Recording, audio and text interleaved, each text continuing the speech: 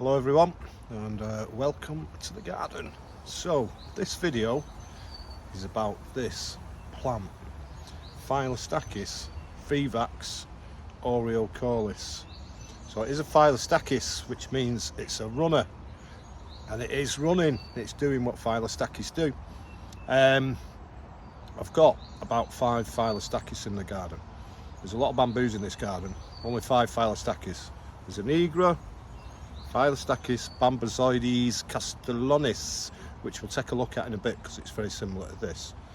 I've got Oreo sulcata aureocolis over there, and Phyllostachys aurea holochrisa over there. Yeah, right. All Phyllostachys are runners.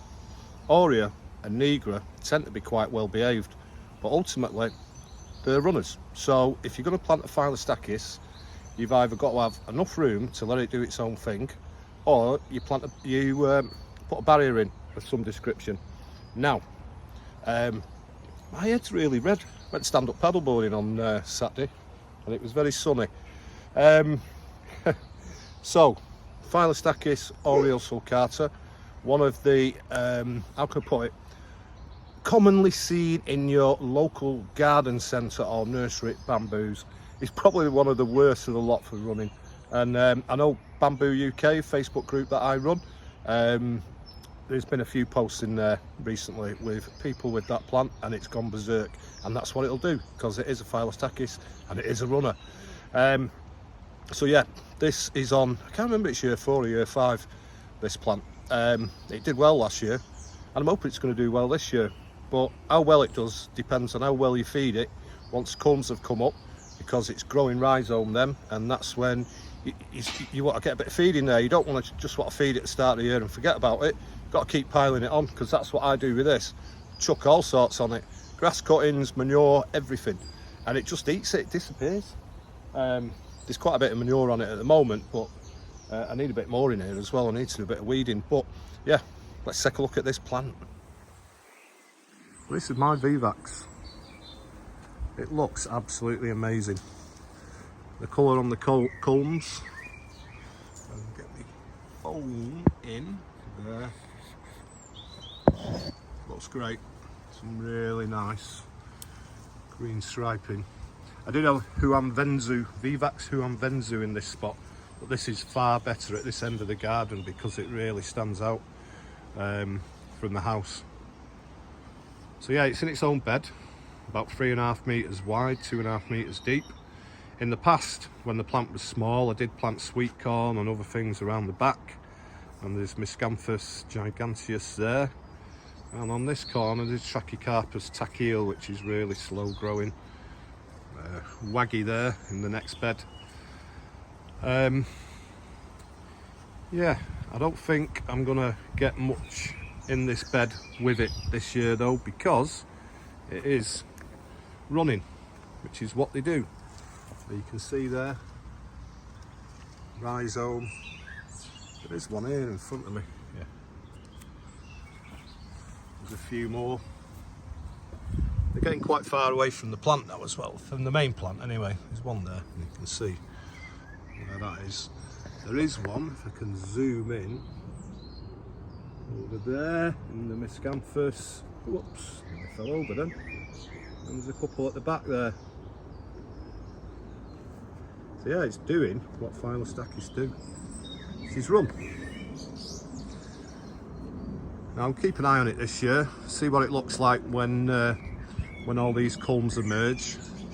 I may take 1 or 2 of them off, in that I'll cut through the rhizome with a really sharp spade, leave it in place for a while, let it settle down after being divided, then dig it out. May also stick a few other plants in here, I don't know. I usually grow Colocasia metallica here, but can't do anything yet till it puts up all the culms. There is a couple of quite large culms starting to emerge now as well. Really looking forward to seeing what it does this year. So yeah, Phyllostachys vivax aureocolis. It needs some space, its own dedicated bed like this, or a barrier. Otherwise, you're just going to make a heap of work for yourself and potentially piss your neighbours off.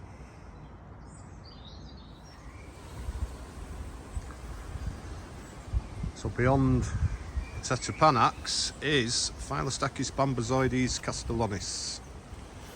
Very, very similar to vivax aureocalis. Vivax is considered a better option, especially for me up north, if you want a plant that's going to make big fat canes or cones. But it has done quite well. Certainly down south in some of the Cornish gardens, bambozoides is an amazing plant. It grows absolutely massive. So you'll see there's some very upright growth and several culms that are kind of leaning over to the left. That is because that hedge was significantly higher, and I mean higher, by about 6 foot. So in 2022 I got all the growth that's leaning to the left, and then it got trimmed last year, early last year, and I got loads of upright growth. But yeah, it is it's doing what Phyllostachys do, and it is running. I'm going to see how this gets on. Probably thin out some of these this year. There's a Berinda next to it. Forgot the number of that one. It's one of the KR plants. But that doesn't matter because this video is about this bamboo, not that one. So there you go. Phyllostachys. Plant responsibly. They are amazing plants though, and well worth the effort. Cheerio.